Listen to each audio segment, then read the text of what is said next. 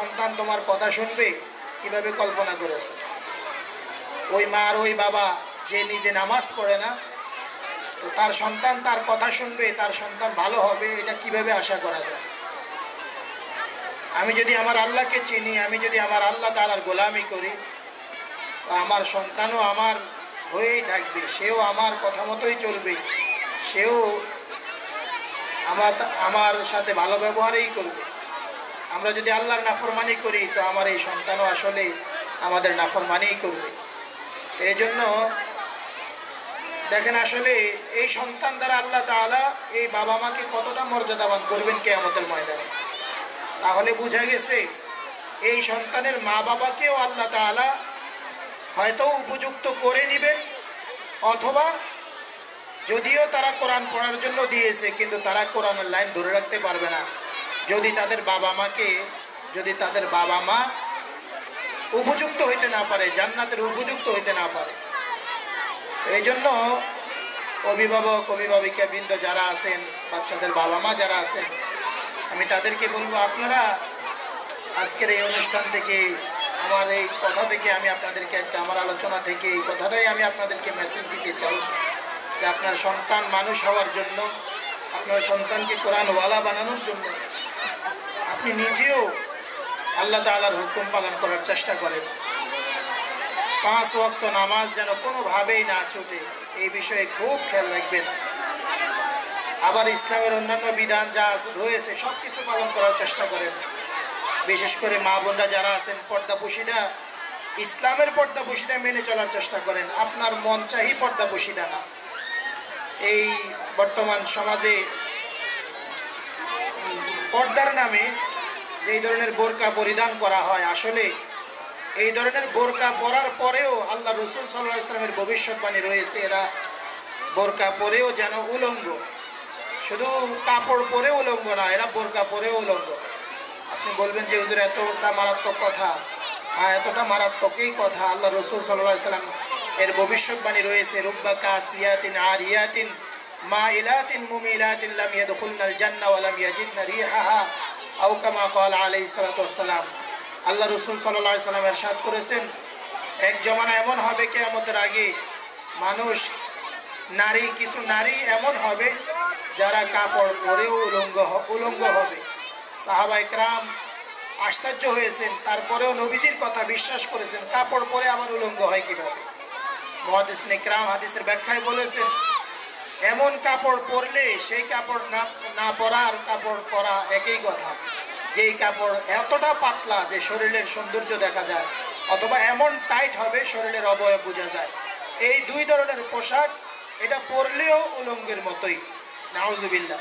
আল্লাহ রাসূল সাল্লাল্লাহু আলাইহি ওয়াসাল্লাম বলেছেন, এমন এক জমানা হবে, এমন এক সময় আসবে যে মানুষ কাপড় পরেও উলঙ্গ থাকবে।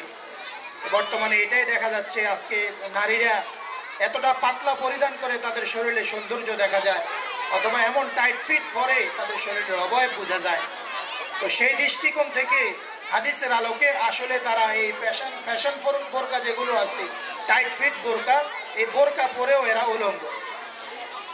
এই জন্য মা বোনরা যারা আছেন এই বিষয়টা খুবই খেয়াল করবেন। এই বিষয়টা আজকে, পর্দার বিষয়টা আজকে নাই বললেই চলে, অথচ আমরা ইসলামের অনুসারী মুসলমান। আমরা নামাজ যেমন আমাদের উপরে ফরজ, পর্দাও তো আমাদের উপরে ফরজ। এই পর্দার বিধান আমরা কি পরিমাণ লঙ্ঘন করতেছি। আল্লাহ তাআলার একটা গুরুত্বপূর্ণ বিধান, রাসূল কারীম সাল্লাল্লাহু আলাইহি ওয়াসাল্লামের গুরুত্বপূর্ণ একটি বিধান, মেয়েদের জন্য পর্দার চাইতে গুরুত্বপূর্ণ ইসলামের আর কোনো বিধান হইতে পারে না। একবার প্রিয় নবীজি মুহাম্মদুর রাসূলুল্লাহ সাল্লাল্লাহু আলাইহি ওয়াসাল্লাম সাহাবীদের একটি মজলিসে জিজ্ঞেস করলেন সাহাবীদেরকে যে, আমার সাহাবীরা, তোমরা কি বলতে পারো যে একজন নারীর জন্য সবচাইতে গুরুত্বপূর্ণ বিষয় কি? সবচাইতে গুরুত্বপূর্ণ কোন বিষয়টা নারীর জন্য?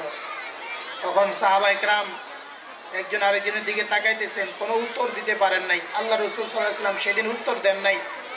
বললেন, তোমরা আগামীকালকে এই প্রশ্নের উত্তর তোমরা চিন্তা করে আগামীকালকে বলিও আমার। তো প্রত্যেক সাহাবী যার যার ঘরে গেলেন। ঘরে গিয়ে প্রত্যেক ঘরে যার যার ঘরে যে মহিলাগণ রয়েছেন, মা বোনরা রয়েছে, তাদের সাথে আলোচনা করেছেন যে আল্লাহ রাসূল সাল্লাল্লাহু আলাইহি ওয়াসাল্লাম এমন একটা কথা আমাদেরকে জিজ্ঞেস করেছেন যে নারীদের জন্য কোন বিষয়টা সবচাইতে উত্তম, সবচাইতে শ্রেষ্ঠ। তো হজরতে আলী রাদিয়াল্লাহু তাআলা আনহু ছিলেন ওই মজলিসে।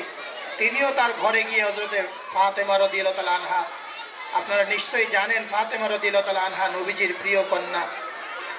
তো নবীজির কন্যা হজরতে ফাতেমা রাদিয়াল্লাহু তাআলা আনহা আলী রাদিয়াল্লাহু তাআলা আনহুর স্ত্রী।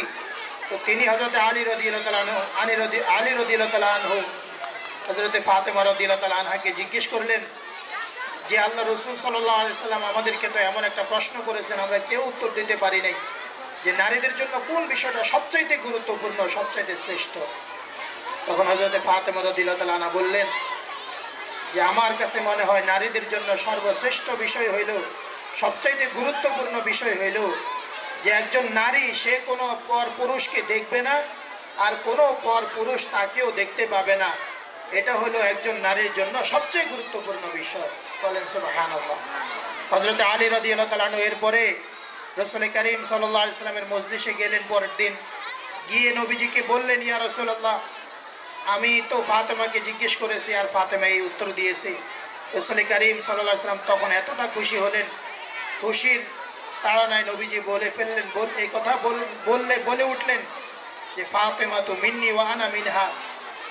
হ্যাঁ, ফাতেমা থেকে এমন কথাই আশা করা যায়, কারণ সে তো আমার থেকে, আমি তো তার থেকে। অর্থাৎ ফাতেমা যা বলেছে সেটাই সঠিক, সেটাই ঠিক। সম্মানিত অভিভাবক, অভিভাবিকা বৃন্দ, দেখেন পর্দার বিষয়টা কতটা গুরুত্বপূর্ণ। এই ফাতেমা রাদিয়াল্লাহু তাআলা আনহা তিনি তার ইন্তেকালের সময় যখন ঘনিয়ে এসেছে, তো তিনি হযরতে আলী রাদিয়াল্লাহু তাআলা আনহুকে ডেকে বললেন যে আলী, যখন আমার ইন্তেকাল হয়ে যাবে তো আপনি আমাকে রাতের বেলা দাফন করবেন এবং আমার মৃত্যুর সংবাদ কাউকে জানাবেন না। তো আলী রাদিয়াল্লাহু তাআলা জিজ্ঞেস করেছেন, কেন রাতের বেলা কেন দাফন করব তোমাকে? হযরতে ফাতেমা রাদিয়াল্লাহু তাআলা আনহা বললেন যে দেখেন, আমি জীবনে এমনভাবে জীবনযাপন করেছি, কোনো পরপুরুষ আমার জীবিত অবস্থায় আমাকে কখনো দেখতে পায় নাই। অতএব আমার মৃত্যুর সময়ও, মৃত্যুর পরেও যেন মানুষ আমাকে দেখতে না পায়, মানুষ যেন বলতে না পারে